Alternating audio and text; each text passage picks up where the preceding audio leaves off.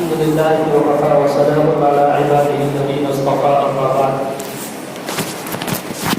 قال الله تبارك وتعالى: أعوذ بالله من الشيطان الرجيم. بسم الله الرحمن الرحيم. ولا تقولوا لمن يقتل في سبيل الله أموات بل أحياء ولكن لا تشعرون. صدق الله العلي العظيم. قال النبي صلى الله عليه وسلم: افضل الصيام بعد رمضان شهر الله المحرم، او كما قال عليه الصلاة والسلام. محترم حضرات، آج اسلامی سال ہجری سن 1442 پہلی تاریخ یکم محرم الحرام کا دن ہے. محرم الحرام کا مہینہ یہ بہت ساری خصوصیات کا حامل ہے. اس میں کچھ کام کرنے کے ہیں، جو کام کرنے کے ہیں ان کو بتلایا جائے گا. اس کے علاوہ جن کو نہیں بتلایا جائے گا یا جو رسم و رواج ہیں تو سمجھ جائیے ان کا حقیقت سے کوئی تعلق نہیں ہے. محرم الحرام، اللہ تبارک و تعالیٰ نے فرمایا: ان عدۃ الشہور عند اللہ 12 شہرا فی کتاب اللہ یوم خلق السماوات والارض. کہ مہینوں کی تعداد اللہ تبارک و تعالیٰ کے ہاں 12 ہے. ان میں سے 4 حرمت والے مہینے ہیں جو قابل احترام ہیں. اس میں کوئی نحوست نہیں ہے بلکہ عظمت والا مہینہ ہے. وہ 4 مہینے ہیں، اس میں سے محرم الحرام بھی ہے. اور محرم الحرام سے ہجری سال کا آغاز ہوتا ہے.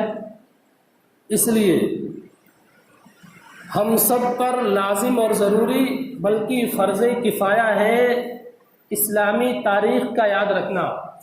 اس لیے کہ ہماری عبادتیں یہ اسلامی تاریخ سے وابستہ ہیں. جو محرم الحرام، صفر المظفر، یہ جو مہینے ہیں عبادتیں ہماری ان سے وابستہ ہیں. اس لیے اس تاریخ کو یاد رکھنا یہ فرض کفایہ ہے. اس کے یاد رکھنے کی فکر کرنی چاہیے. 29 تاریخ ہو تو چاند دیکھنے کی کوشش کرنی چاہیے. چاند طلوع ہو تو نظر آئے اس کی شہادت دینی چاہیے. اور ہجرت آپ صلی اللہ علیہ وسلم کے انتقال فرما جانے کے بعد حضرت عمر فاروق رضی اللہ تعالی عنہ نے سوچا کہ اس طریقے سے ایک سال، ایک تاریخ مرتب ہو جس سے یہ آسانی ہو. کس طریقے سے کم معاملہ کون سا کس تاریخ میں کیا گیا. صحابہ کرام سے مشورہ کیا کس چیز کو معیار اور بنیاد بنایا جائے.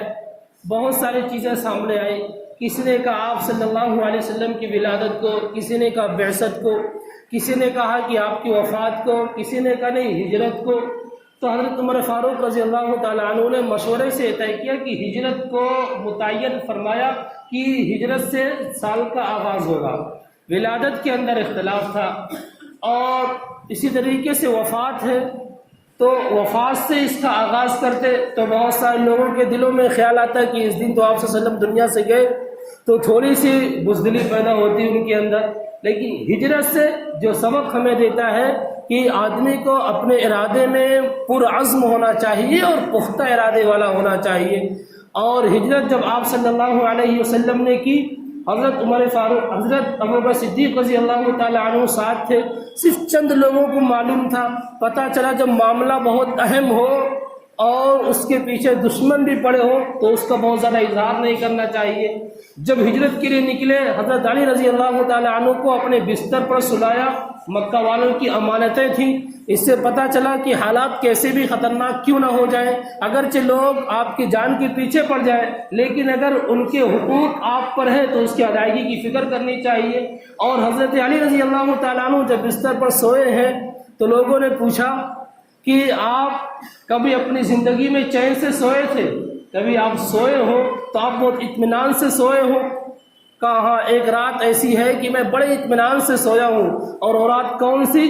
جبکہ آپ صلی اللہ علیہ وسلم کے گھر کا محاصرہ وہ مکہ والے قتل کے لیے کیے ہوئے ہیں اور حضرت علی رضی اللہ تعالیٰ عنہ آپ کی بستر پر آرام فرما ہے.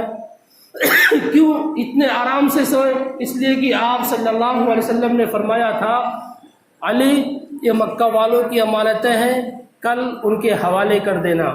تو حضرت علی رضی اللہ تعالیٰ عنہ فرماتے ہیں کہ جب آپ صلی اللہ علیہ وسلم نے یہ فرمایا تو مجھے یقین ہو گیا کہ آج کی رات مجھے موت نہیں آ سکتی، اس لیے کہ کل مجھے امانت واپس کرنی ہے۔ اور آپ صلی اللہ علیہ وسلم نے فرمایا ہے تو اس رات کی نیند مجھے بہت اچھی آئی تھی، جبکہ آپ اس بستر پر سوئے تھے جس بستر کے ارد گرد لوگ قتل کرنے کے لیے کھڑے ہیں۔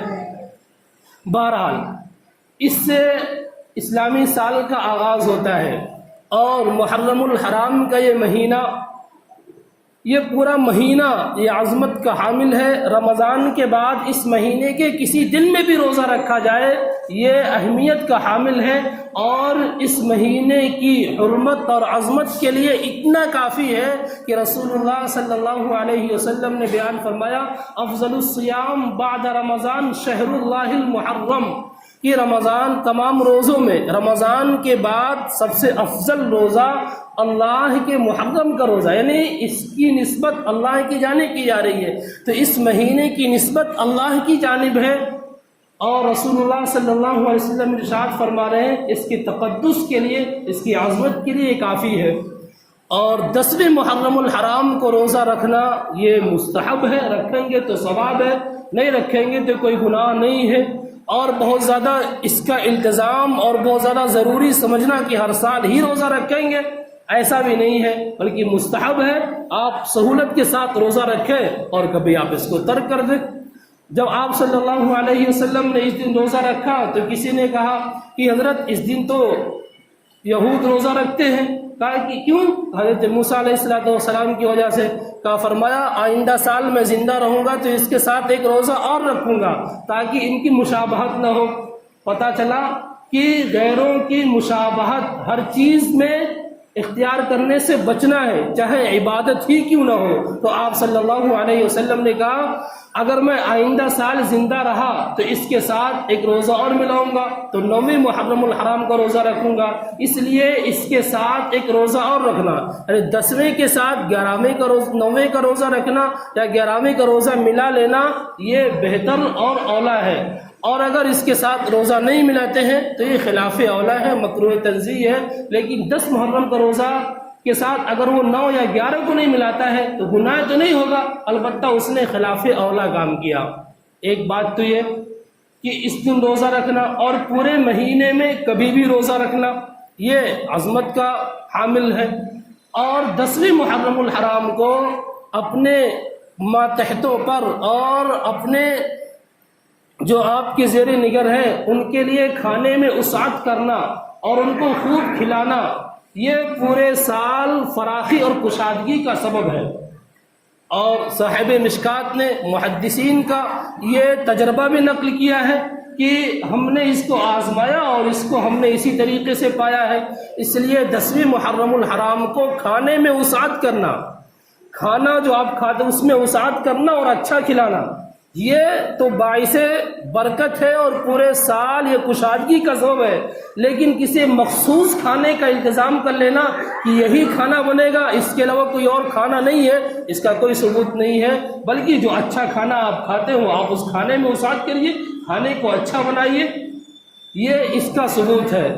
اور اس مہینے کو سوگ کا مہینہ سمجھنا یا یہ سمجھنا کہ حضرت حسین رضی اللہ تعالیٰ عنہ کی شہادت ہوئی اس کی وجہ سے اس مہینے میں عظمت آئی، نہیں، اس کی وجہ سے اس میں کوئی عظمت اور اس میں کوئی تقدس نہیں ہے، اس لیے کہ 12 مہینوں کی تعداد تو یوم خلق السماوات والارض، جب زمین و آسمان پیدا ہوئے تبھی سے متعین ہے، اور اس میں سے 4 مہینے حرمت والے ہیں، اور رسول اللہ صلی اللہ علیہ وسلم کی زندگی میں اعلان ہو گیا الیوم اکملت لکم دینکم، آج میں نے تمہارے لیے تمہارا دین مکمل کر دیا۔